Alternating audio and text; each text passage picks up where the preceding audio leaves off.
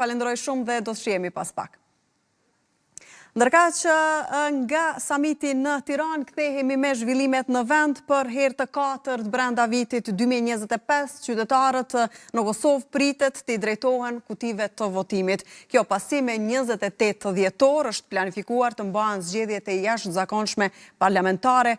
Po për përmbajtjen e këtyre zgjedhjeve, Komisioni Qendror i Zgjedhjeve ka thënë se nuk ka buxhet, andaj po kërkojnë financa nga qeveria. Për këtë, Ministri në Detyrë i Financave Kuran Murati deklaroi se do të shikohet të bëhet të zgjidhje. Në anën tjetër, ka pasur reagime lidhur me datën e caktuar 28 dhjetor, duke qenë se ka qenë në lëvizja vetëvendosje dhe disa partitë tjera që kanë propozuar këtë datë, megjithatë partitë e ish opozitës ishin për datën 21 dhjetor. Megjithatë, presidentja arsyetoi këtu shkuarjen me 28 dhjetor në zgjedhje, duke thënë se edhe KQZ-si duhet më shumë kohë për të përgatitur. Për të diskutuar për zgjedhjet e 28 dhjetorit, a do të arrijë KQZ që të bëhet gati për të zgjedhje, do të ketë buxhet, duke qenë se po organizohen disa palë zgjedhje brenda këtij viti dhe si do të dalin partitë politike në këto zgjedhje pas gjithë këtij ngërçi politik që kemi pasur që nga shkurti. Për këtë do të bisedojmë në këtë studio me profesorin të drejtës kushtetuese Mazlum Baraliu. Profesor, mirë se erdha. Mirë se u gjej. Profesor, po e nisim me këtë vështirësinë e KQZ-s për të organizuar edhe një palë zgjedhje të radhës, thanë se nuk kanë buxhet dhe do të kërkojnë këtë nga qeveria. Ministri i Detyrë i Financave tha se do të bëjnë përpjekje që të bëjnë një zgjedhje. Beson që do të ketë buxhet të mjaftueshëm për të organizuar siç duhet zgjedhjet e jashtëzakonshme me 28 dhjetor? Po, keni të drejtë, është vështirë për arsye se nuk janë planifikuar me buxhetin e vitit 2025 këto palë zgjedhje, pra të parakohshme dhe të jashtëzakonshme.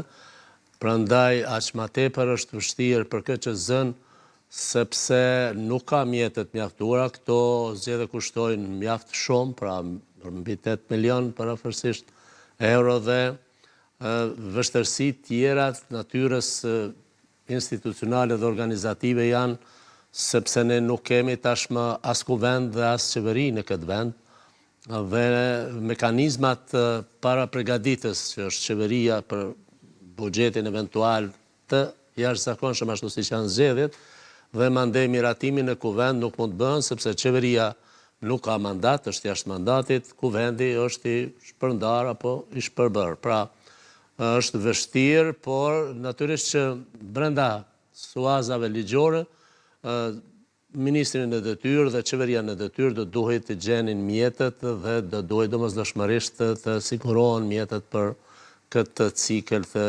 parakohshëm dhe të jashtëzakonshëm zgjedhor. Po, jashtë buxhetit do të ketë KQZ-ja ose pritet të ketë vështirësi edhe në pjesën organizative, profesor, duke qenë se sa i patëm edhe një palë zgjedhje do të kemi sërish? Po patjetër, sepse është ngarkesë shtesë, sepse siç e tham më parë, këto palë zgjedhje nuk janë para pa as me buxhet e as me mandat. Me mandat 4 vjeçar, pas një mandati 4 vjeçar më saktësisht kanë qenë zgjedhjet e shkurtit të nivelit qendror dhe ato janë përgatitur, për aq sa janë përgatitur, në to ka pasur mjaft lëshime dhe gabime, dhe janë përmendur ato që të mos i përsërisim.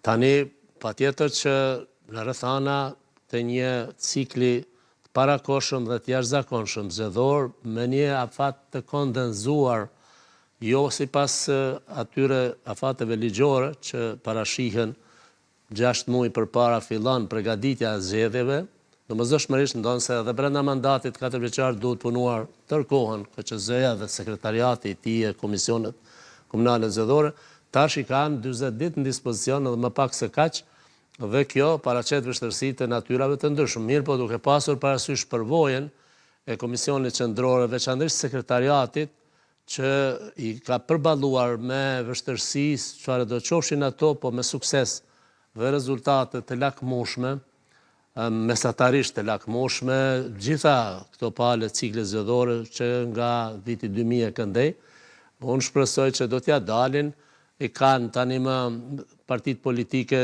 emrat e atyre që komisionarëve, vëzhguesve të tjerë që i kanë dërguar në zgjedhjet e shkurtit, sigurisht do duhet njëjtit t'i dërgojnë përsëri, kanë pasur trajnime ndonse të paskoshme dhe të pamjaftueshme atëherë dhe të pakta, ishte shumë atë për të kenë kohë dhe të trajnohen komisionarët për ta kuptuar procesin dhe për ta zbatuar. Tani ata do trajnohen në këtë kohë sa ka mundësi, sepse afatet janë gjithnjë të kondenzuara këtu edhe për fushat edhe për zbatimin e planit operacional. Pra vështirësi sigurisht do të ketë, po me që këtë punë e bëjnë ata, këtë punë e kanë, ka tani më në avansimin e digitalizimin e procesit zgjedhor dhe mendoj që do ta përballojnë me sukses. Po, dhe profesor është bërë realisht shumë zhurme dhe për këtë datë, 28 dhjetor, partitë e ish opozitës falen edhe për presidenten Vjosa Osmani, duke thënë si ju përshtat kërkesave të lëvizjes vetëvendosje. Megjithatë, qëndron arsyetimi i presidentes se i duhet më shumë kohë, sepse nga 21 deri me 28 dhjetor janë 7 ditë. Duhet më shumë kohë KQZ-s që të përgatitet, apo me të vërtetë është përshtatur kërkesave të një partie politike? Jo, nuk mendoj që është përshtatur dhe ato janë interpretime politike për qëllime politike të subjekte të caktuara, përndryshe nuk janë vetëm partitë opozitës që ishin ato 3-4, por ishin edhe disa parti tjera, më shumë se kaq, ato ishin 5, në anën tjetër 6, më sa unë kam kuptuar dhe që kanë qenë për datat ndryshme, pra më shumë ka pasur parti politike në takim me presidenten që kanë kërkuar pra 6 syresh që tjetë ky afat dhe kjo datë, dhe më pak të tjerët që kanë qenë për 21-shin. Sidoqoftë 21 dhe 28 mund të bëhet shumë punë. Çdo minutë është i rëndësishëm dhe me vlerë për të përgatitur, për arsye se tham pak më parë, po e përsërisim në variant tjetër, por shumë të rëndësishme, që edhe pas 4 vitesh që kanë pasur kohë, një mandat plot nuk kanë arritur që ti absolvojnë dhe ti zgjidhin gjitha problemet, kishin probleme, madje edhe serioze, në procesin e zgjedhjeve të shkurtit. Tani, për kaq pak kohë, mund paraqiten problemet natyrave të ndryshme dhe sidomos diaspora që është shumë e interesuar, ma shumë se kur do herë tjetër, ndoshta kësaj radhe që të jetë pjesë e procesit, sepse banorët atje që janë qytetarë tanë të Kosovës dhe votus me të drejtë vote, janë të jotëm të zhgënjur si që jemi ne brenda këtu Kosovës, por ata janë edhe të zemruar në disa subjekte politike, atyre që kanë dhënë besimin, sepse këta definitivisht vunë plan të parë interesat e tyre politike, partijake dhe pushtetore, para interesave shtetërore dhe të qytetarëve votues, të cilët ja u kanë dhënë besimin dhe sovranitetin ua kanë bartë atyre, ata dështuan, pra dështoi edhe tërë legjislatura e 9, prandaj një ditë më tepër është e rëndësishme dhe mendoj që në mënyrë racionale është vepruar nga ana e presidentes së vendit dhe kjo datë që ka qenë domosdoshme njëra ose tjetra për të përmbushur kërkesat e dispozitës kushtetuese të nenit 95 dhe nuk është që ja ka dhënë krahun dikujt apo dikujt tjetër, por është e rëndësishme shumë posaçërisht për Komisionin Qendror të Zgjedhjeve dhe organizmat që ka, e sidomos detyrat që duhet t'i bëj në përgatitje dhe në menaxhim të këtij procesi zgjedhor. Po, dhe me që përmendet edhe diasporën, profesor, pikërisht këtu, po e quaj ashtu e kishte hallin opozita, duke thënë se po mbahen zgjedhjet në fund të dhjetorit pikërisht për shkak të ardhjes së opozitës, të ardhjes së diasporës. Megjithatë, zgjedhjet lokale kanë treguar se jo domosdoshmërisht vota e diasporës shkon vetëm për lëvizjen vetëvendosje, sepse nga votat e diasporës në zgjedhjet lokale më së shumti kishte LDK-ja. Dhe pse pastaj ky reagim kaq i fuqishëm i opozitës për votën e diasporës? Paarsyeshme, totalisht e paarsyeshme, për arsye se, domethënë, ai sistemi i paarsyeshëm, për arsye se edhe në 21 njerëzit vinë. Pse vinë këtu? Edhe në 28 ata vinë, në 21 dhe para 21 edhe qëndrojnë më vonë, sepse i kemi këshëndellat dhe nuk e kemi vetëm një festë vitit të ri, pra pas 28-shit. Po para ti janë këshëndellat katolike, dhe pikrisht data 21 përputhet me ardhjen e vendasve tanë nga diaspora, sepse ata në Evropën perëndimore këshëndellat janë festa më rëndësishme krahas vitit të ri dhe ata ma herët se kaq, domethënë vinë, lirohen nga puna dhe vinë këtu. Pra, njëjtë edhe me 21 edhe me 28 ata do t'jenë këtu, se nuk vinë për 2 ditë për të kthyer, po kur vinë, asa kanë dispozicion deri në fund vitit, madje edhe deri me datën 2-3 janar, sepse pastaj janë edhe këshëndellat ortodokse kështu me radhë. Pra, nuk qëndrojnë ato, po them është kjo luftë dhe betejë e fushatës para fushatës, madje që t'jemi totalisht korrekt dhe të qartë para shikuesit tuaj të nderuar, këta zotrinjtë e opozitës në seancën ekspozen e mandatarit të dytë bën fushatën më fushatore, do të thosha unë, bën fushatë. Dhe gjitha ato paraqitjet e tyre ishin asgjë më shumë as më pak se sa një fushatë. Pra, për qëllime politike dhe për të sjellë sa më shumë vota subjekteve të veta politike, tani përpiqen me këto deklarata që nuk ka asgjë të keqe, këtu është politikisht është korrekte, po realisht dhe logjikisht dhe juridikisht unë mendoj që nuk ka ndonjë rëndësi ajo se çka ta thonë, për arsye se si 21-shi edhe 28 që janë në kuadër të festave të vitit të ri dhe mendoj unë që edhe atëherë do të ketë, po të mbaheshin, do të kishte njerë që do të vinin, sepse synimi kryesor i diasporës sonë edhe më herët edhe tash, sidomos në zgjedhjet e parafundit dhe të fundit në nivel qendror, ishte dhe është që të jenë pjesë aktive e vendimarrjes demokratike, demokracisë elektorale, duke parë që kjo klasë politike dhe më herët me vitet tëra, pra ishte pa përgjeshme sa duhet dhe jo angazhuar në drejtimin e duhur sipas tyre për ta quar vendin përpara dhe prandaj ata tani më kanë pa shumë të arsyeshme që duhet të aktivizuar dhe duhet të jenë edhe ata pjesë e procesit në mënyrë që ta ndryshojnë drejtimin e qeverisës dhe në përparimit të vendit në përgjithësi. Po, megjithatë, profesor, arrin ta bëjë diferencën në vota e diasporës? Po, patjetër.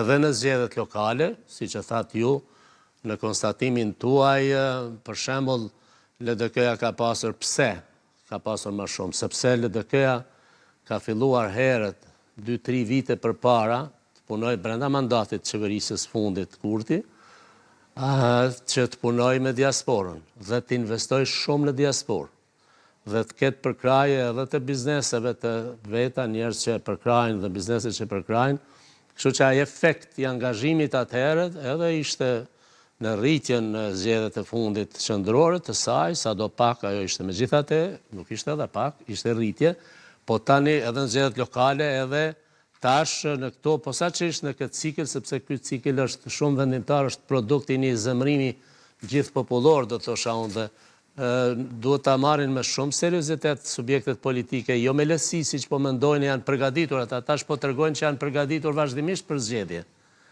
Pse synimi i tyre ka qenë që ta pengojnë që të qeverisë edhe një herë qeverisja Kurti, dhe janë përgatitur për zgjedhje, mirë po duhet ta dinë që ka një mleft jashtëzakonshëm të akumuluar në ta, pikrisht dhe tani më, sidomos në veprimet e fundit, edhe në kuvend, edhe sidomos në qeveri, në 2 mandatimet, është e qartë se kush nuk e donte qeveri, nuk e donte zgjidhjen e problemeve dhe... Sa thoni, profesor, se mlefi është akumuluar tek partitë e opozitës? Jo të partitë të qytetarët, ndaj partive të gjithave, edhe kësaj që qeverisi, po, sepse edhe kjo ishte pjesë zvarritjeve të tjera, dashe pa dash, po këta ishin pjesë e blokadës. Dhe jo vetëm në 2 mandatet, isha duke thënë për 2 mandatet e mandatarëve të këtij koalicioni qeverisës, por edhe më herët. Keni parasysh edhe madje në zgjedhjen e nënkryetarëve, madje edhe nënkryetarëve të pakicave. Dhe këte qytetarët e kanë notuar dhe e vlerësuar dhe besoj që do të reflektohet në këto zgjedhje dhe këta po mendoj se do të reflektohet dhe do t'ju shënohet pozitivisht për të rritur, mendoj që duhet të kenë kujdes sepse mund të ketë edhe qëndrime të ndryshe. Pra se të dalim tek ajo se kush do ta paguajë faturën e gjithë këtij ngërçi që kemi parë gjatë këtij viti, ndalim edhe një herë tek LDK-ja, sepse thatë se ka punuar shumë me diasporën dhe u pa edhe në zgjedhjet e fundit lokale që i kishim një numër i madh i votave, ndoshta më shumë ti prej partive politike nga votat e diasporës shkuan për LDK-n. A mund të jetë kjo një tregues që edhe në këto zgjedhje që do të mbahen me 28 dhjetor, votat e diasporës ka gjasa që të shkojnë më shumë për LDK-n se sa për vetëm? Është çështje e përcaktimit të diasporës se sa kanë qenë të bindur që pikërisht subjektit cilët i kanë besuar për të fituar më shumë vota nga diaspora, qoftë në zgjedhjet qendrore, qoftë në këto lokale, ka pasur një kurs të mirë të duhur sipas tyre apo jo. Kjo është çështje e tyre, por nëse e kërkoni mendimin tim, atëherë unë do të thoja që fatkeqësisht ndonse ka punuar shumë edhe me diasporën edhe me një plan të ashtu quajtur rruga e re,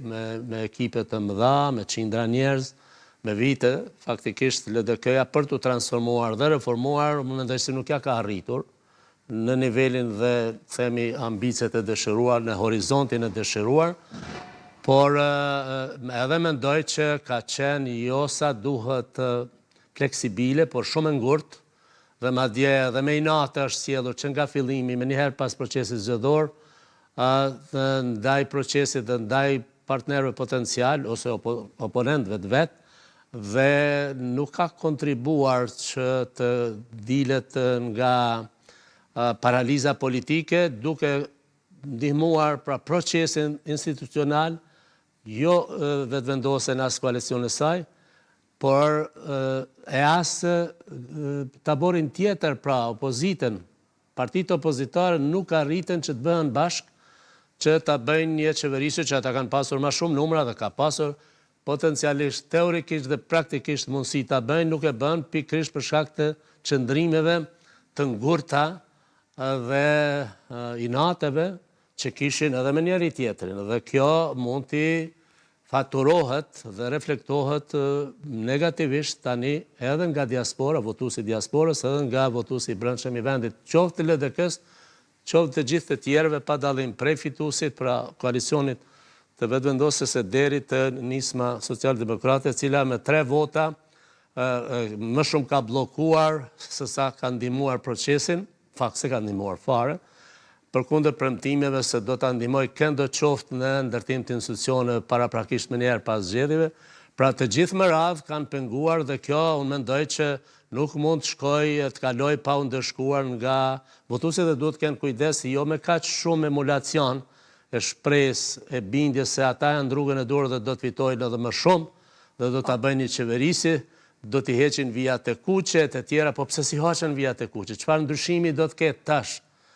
Kur mes veti su bën bashkë, kishin vijat kuqe realisht dhe objektivisht, tani pas këtij procesi me këto humbje, me këto shpenzime, me këto denigrime dhe themi dëme të pariparueshme dhe të pallogaritshme që ja kanë shkaktuar vendit, brenda dhe jashtë, tash qenë kanë tjerë po transformohen në engjëj, të cilët nuk kanë as vijat kuqe, do të bashkëpunojnë, por përsëri gjithë një mlefin për ta penguar dhe mos lejuar që oponenti tyre politik, në këtë rast koalicioni vetëvendosjes tjetë në qeverisi. Para se të analizojmë lëvizjet e partive politike tashmë kur jemi para zgjedhjeve, megjithatë u tha profesor, u përmend shumë nga partitë e opozitës se fundi i dhjetorit është i përshtatshëm për disa parti, duke qenë se nuk do të ketë vëzhgim nga ndërkombëtarët, pasi ata nuk do të jenë këtu. Ta sqarojmë këtë, profesor.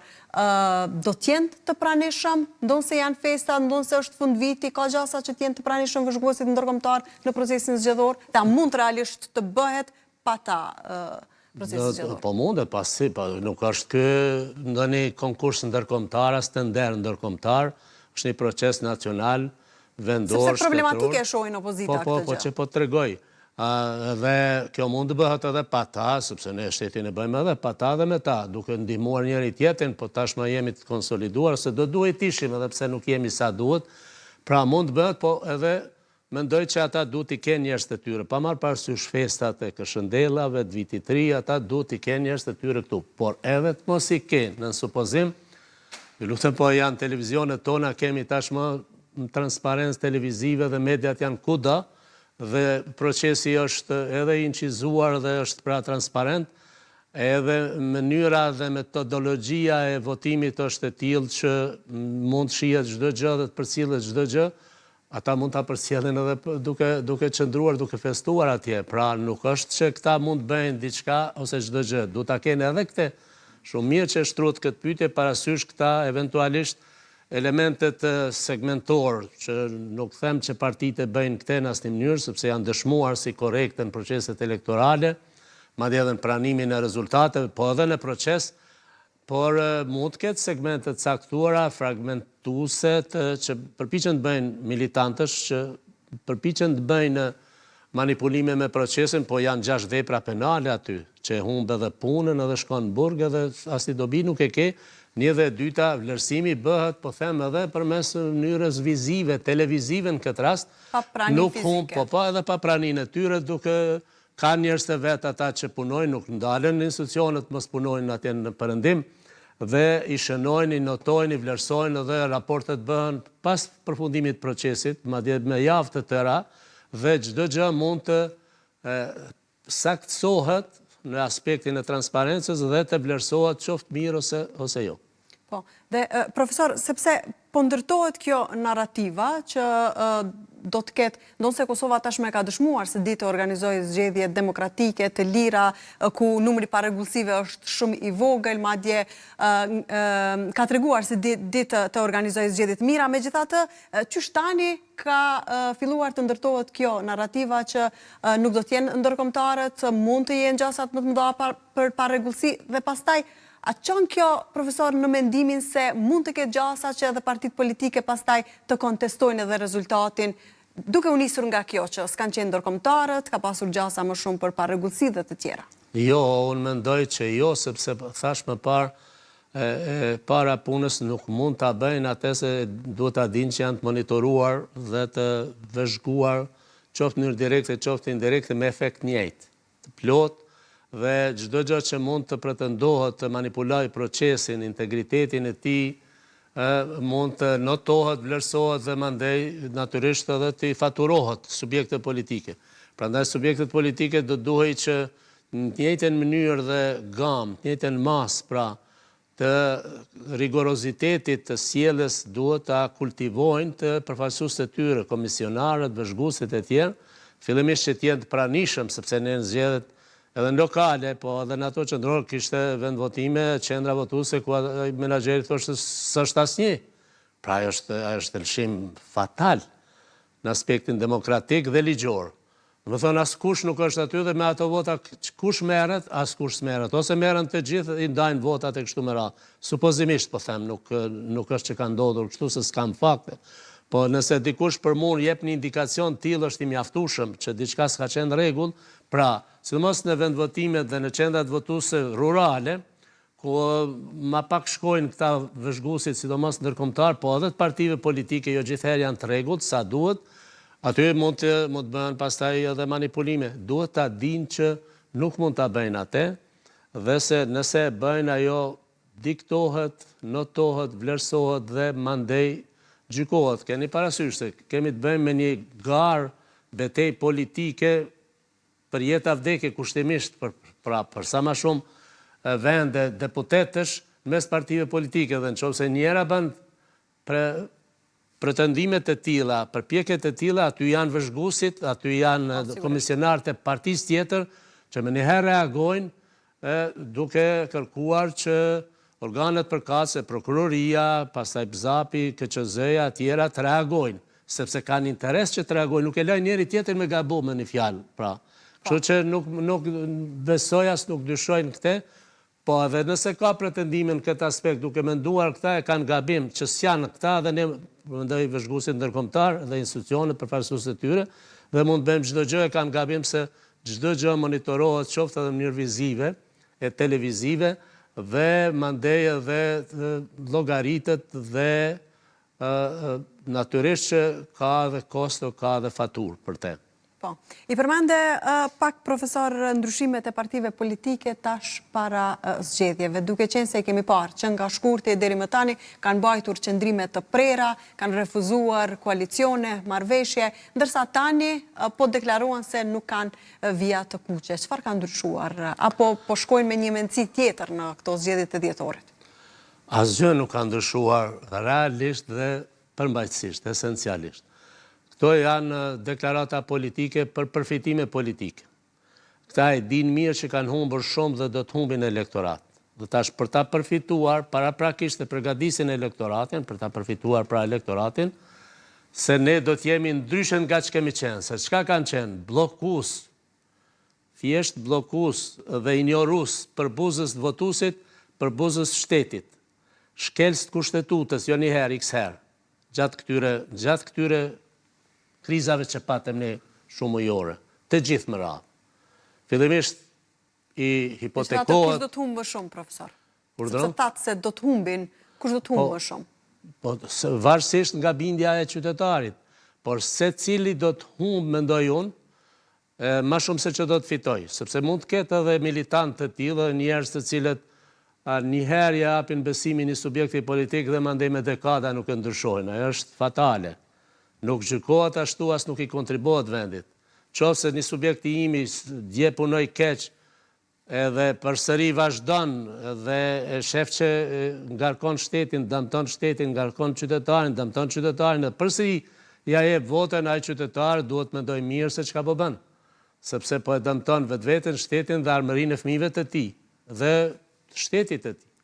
Sepse ne jemi në krizën në rrezik, kush mendon ndryshe, gabon ose nuk i kupton gjërat. Kemi shumë të tillë më tepër që nuk kuptojnë se sa që gabojnë me vetdije, të tillë janë edhe këta që na përfaqësojnë fatkeqësisht.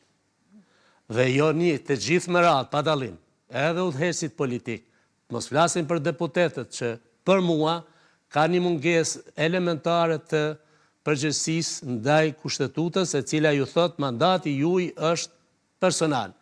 Dhe jo të ndikohet, as të imponohet, as nga partia, as nga kryetari i partisë kushdo qoftë, por në interes publik, si që thonë edhe vendimet e gjykatës kushtetuese dhe interes të votuesit. As votuesin, as republikën nuk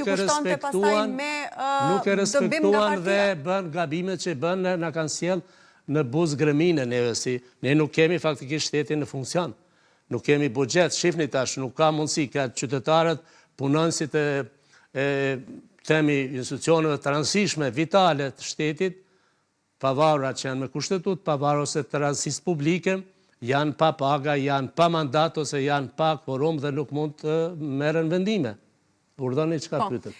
Po thaja se qëndrimi kundër partisë që përmendet i deputetëve pastaj do të mund t'ju kushtonte, profesor. Po dhe ashtu ju kushton, tash edhe më shumë ju kushton, e kanë humbur mandatin, ata duhet ta dinë.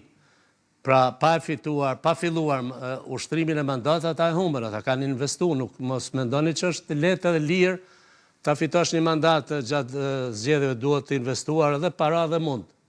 Edhe besim. Tash edhe besimin e kanë humbur, edhe paratë e kanë humbur, edhe mundin e kanë humbur.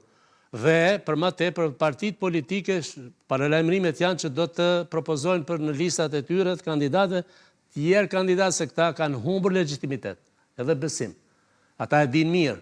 Pra, duhet ta dinë vetë ata deputet që lejun këtë gjendje të vim ne për 5-6 vota, 3-4 vota, pa dashur ta ludoj, se s'po më intereson fare cila parti ishte në pushtet, po më intereson shteti dhe funksionimi i tij dhe qytetarët të cilët drejtat e tyre elementare nuk mund t'i realizojnë për shkak se nuk funksionon që një vit shteti. Pra këta kanë, kjo klasë politike ka lejuar këtë nivel dhe kanë fytyrë flasin pastaj se dikush tjetër është fajtor dhe ata kanë bë fitore duke penguar njëri tjetrin. Po kjo është e tmerrshme. Kjo është e tmerrshme se si lejohet që të gjykojnë ashtu kur nuk e di këne konsultojnë me çfarë vendime marrin ata, vetëm nëse një njeri vendos edhe vendos gabimisht dhe këta i shkojnë mbrapa si në mentalitetin psikologjik të turmës. Ashtu është dukur gjatë këtyre muajve, profesor, që ashtu është dukur, po them, gjatë këtyre muajve që të gjithë deputetët kanë shkuar në një vim me mendimin qoftë të parit të partisë apo një grupi të caktuar brenda partisë. Pikërisht për këtë pa dashur që ta adresoj askënd, as ta cënoj, po them me përgjithësi, jo për të krijuar barometër të përbashkët vlerësues ose kompromis në asnjë mënyrë. Të gjithë me radhë. I pari dihet që ka përgjegjësinë kryesore, por kur ti bën përpjekje këta s'dojnë në asnjë mënyrë, në asnjë moment, në asnjë formë, edhe këta kanë përgjegjësi. Pra të gjithë pa dallim na kanë sjellë këtë gjendje dhe përgjegjësia është e tyre. Prandaj duhet mendojnë mirë unë për veti, po tisha në pozitën e tyre, do t'isha turpëruar, do të më vinte keq dal para votuesit, me aq lehtësi ata dalin tash e thonë që në rregull ne kemi bë mirë. dhe tash do të marrim edhe më shumë. Çfarë do të merresh? Mirë, kjo s'është. Dëm sa dush. Mëkat edhe në aspektin etik e moral madje, sepse e ke shkel kushtetutën, e ke shkel ligjin, e ke shkel besimin dhe betimin që ke dhënë aty, besimin që ta ka dhënë votuesit dhe betimin që ke dhënë parlament që do të punosh për këtë shtet, për interesat e qytetarëve. Ku punon ata? Asgjë s'kanë bërë dhe tash po shkojnë, e kanë bllokuar shtetin të gjithë me radhë, pa dallim, dhe po na çojnë në një proces elektoral i cili nuk dihet se çka do të sjellë, unë mendoj që nuk do të sjellë dallime të mëdha, po me paralajmërime se do t'i heqin vijat e kuqe për të fituar vota, ndërkohë që këta janë të njëjtit, sepse janë të njëjtit që 20 e sa vjet, nuk kanë ndryshuar në esencë. Beson që, sepse i përmendet që do të ndryshohen listat e partive politike, beson që do të ndryshohen rrënjësisht sepse kemi një numër të caktuar të deputetëve që i kemi në çdo palë zgjedhje. Bashkohen të rinj, mirë po i vogël është numri atyre që bashkohen kundrejt atyre që janë aty në listë në çdo palë zgjedhje. Profesor, ka gjasa? Sa i rave, këta nëse dojnë të arrujnë numrin ose të mos dalin jashtë fare, pra agut duhet të ndryshojnë. Por, po, keni të drejtë ju, kemi parasysh në kuadër të subjekte politike janë në frakcione të ndryshme ose grupacione, më mirë të themi, që thjesht koncentrohen me dekada, tashmë kemi 2 dekada, 3 gati, 2 e gjysmë, rreth liderit. Dhe ata që janë besnik dhe militant dhe servil dhe të dëgjushëm në njëjtën kohë, ose njëra ose tjetra të paktën, ndaj liderit ata qëndrojnë aty në atë kopi. Do me thënë atë grupacion, në atë folej, më fani, ma mirë se sa atë fjalë që e thash. Pra në folejnë e leadershipit. Ata të tjerët, pra daj edhe përsëriten mandatet, sepse nuk bëhet përpjekje dhe betejë të kjo klasë politike që të nxjerrin vlera, të fusin brenda partisë njerë që kanë vlera, që avansojnë mendimin politik, dhe ngrisin nivelin të menduarit dhe të vepruarit të subjektit politik dhe të shtetit, sistemit, po të tillë që sjellin vota dhe që janë të dëgjueshëm. Mundësisht dyjat ose të paktën, edhe nëse nuk sjellin vota, po votat mandej përpiqen ata i afirmojnë edhe që të marrin sa më shumë, po që janë të dëgjueshëm. Dëgjueshmëria është kriteri kryesor fatkeq, fatal do thosha unë, që është kultivuar si kriter për të pasur pranë vetës leadershipi politik. Të tillët mund të jenë aty, po do të jenë shumë më pak sepse është rreziku që po të përsëriten me të njëjtin numër njerëzish dhe nominativisht me të njëjtë persona, këta mund të humbin, prandaj kanë paralajmëruar që do t'i freskojnë listat më të tjerë, të cilët sipas tyre në nivel lokal kanë pasur një numër votash, mirë po dhe aty kanë gabim.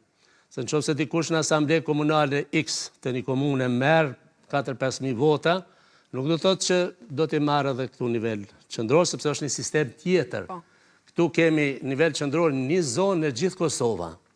Nivel lokal, çdo komunë është zonë veçantë. Pra, gjitha komunat janë zonat veçantë. Pra, nuk është as kriteri, as sistemi i njëjtë dhe nuk mund të gjykohet që në qofë se fitohet atje shumë mund të fitohet edhe këtu nivel qendror. Shumë po sidoqoftë do të ketë mendoj ndryshime në lista esenciale. Votuesi nuk voton njëjtë si në zgjedhjet lokale ashtu edhe në ato nacionale. Gjithsesi, profesor, e përmendet edhe disa parti që tashmë kanë thënë se nuk do të kenë vija të kuqe, gjithsesi e kemi këtu Partinë Demokratike që tashmë me kryetarin e ri duket se po ndryshojnë edhe qëndrimet. Megjithatë, pret profesor që realisht ta ketë me të vërtet këtë Partia Demokratike që nuk do të ketë vija të kuqe as për lëvizjen vetëvendosje, apo e ka këtë vetëm siç e thatë ju për fushatën. E pastaj do të ndryshojë pas. Për fushat, për aparencë politike, kënse ne jemi të tillë, po pikërisht ata që thanë ashtu mandej ndryshuan qëndrimin brenda një dite, 2 ditë. E ndryshuan qëndrimin. Thanë që diçka tjetër vit, nuk kemi vit kuqe, jo me vetëvendosen, jo me këta të, se po ta kishin heq vijën e kuqe, do të votonin mandatarin e dytë. Po jo, njëjtë. Dhe mandej keni parë që të gjithë duke goditur ekspozen e mandatarit dytë, në fakt goditin ekspozen dhe mandatarin e parë për ta eliminuar fare. Ashtu e eliminu njerë, sepse nuk ja dhanë besimin, tani më për ta plandosur, gjitha ishin të adresuara kritikat ndaj një dikuj tjetër, edhe jo ai që ishte objekt bisede në kuvend.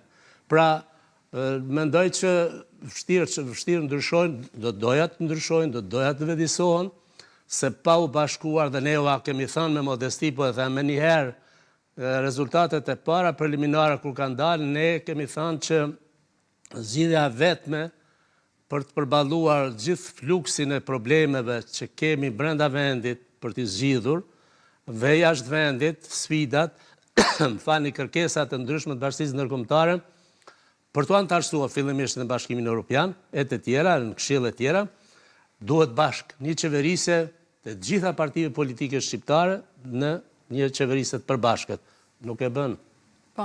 Dhe besoj, profesor, që rezultati do t'jetë i ngjashëm, megjithatë të bëjmë ndoshta një analizë cila nga partitë ka gjasa që të rritet, cila të bidhe, cila ndoshta rrezikon edhe hyrjen në kuvend, apo nuk ka parti, sepse shohim që nisma po shkon, duket sikur po shkon përfundimisht në listën e LDK-s, mbetet AK-ja, ajo e cila po qëndron në mendimin se do të shkoj e vetme në këto zgjedhje, rrezikon të mbetet jashtë apo e ka atë votuesin e vet që gjithmonë arrin që të hyjë në kuvend? Po, inkurajimi në zgjedhjet lokale, që i është dhënë pikërisht atij subjekti që ju përmendet, këtij dytit, pra Aleancës, me siguri motivon këta që të mendojnë ashtu dhe prandaj shkojnë vetë. Po edhe përvoja hidhur që kanë pasur me nismën konkretisht e me ndonjë tjetër, nga zgjedhjet e kaluara, i detyron sepse ata thonë që kanë humbur 2-3 deputet, këta thonë që kanë fituar.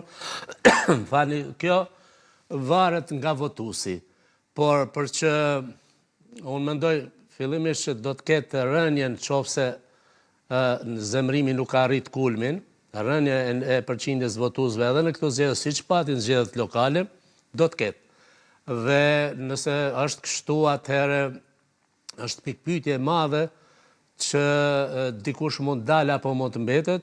Nisma sigurisht do të mbete jashtë, po të mos bënte, prandaj e bën këtë të emergjencës me LDK-n, sepse është sjellur në atë mënyrë diverse për të mos thënë konvertite që thjesht e ka ditur dhe e din që mbetet jashtë pragut, ndërkaq për Aleancën nuk mund të them gjë këto të tjerat mvarur nga votuesi, sepse do të ishte paragjykuese që të themi mund marr kaq e mund marr aq, se varet nga shkalla e zemrimit të njerëzve, e cila mund të shprehet më pak ose më shumë përqindje në këto zgjedhje. Pritet që dalja të jetë më e ulët në krahasuar me zgjedhjet që kishim në shkurt, jo me këto lokalet?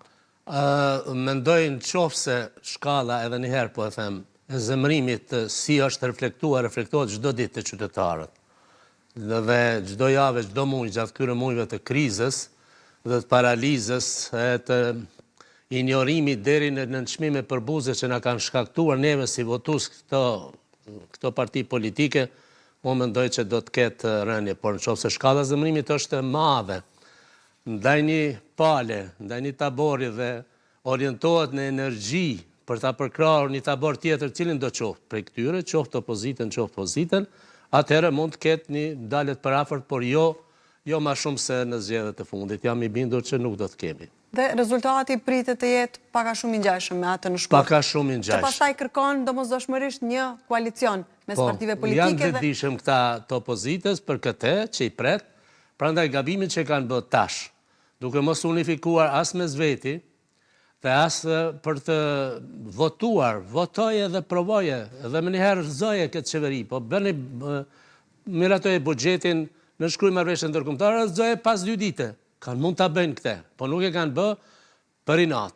Me qëndrim atëherë, nëse janë vetëdijsua, atëherë mund të ketë tolerancë, edhe ndikimi i aleancave që janë bën në ato 18, po 12 pati vetëvendosja në ballotazh nivel lokal, që janë bashkuar këta kryesisht kundër tyre, pra aleancat mes këtyre partive mund të bëjnë një detant, një zbutje të idhërimit dhe dallimeve, kundërshtimeve që i kanë edhe mes veti këta të opozitës, mund të ndikoj pozitivisht që edhe nivel qendror të bashkohen, po s'ka zgjidhje tjetër, atëherë nëse edhe aty nuk bashkohen, këta nuk di çka, mandej mund të presin nga vetvetja, nga familjet e tyre dhe nga ne.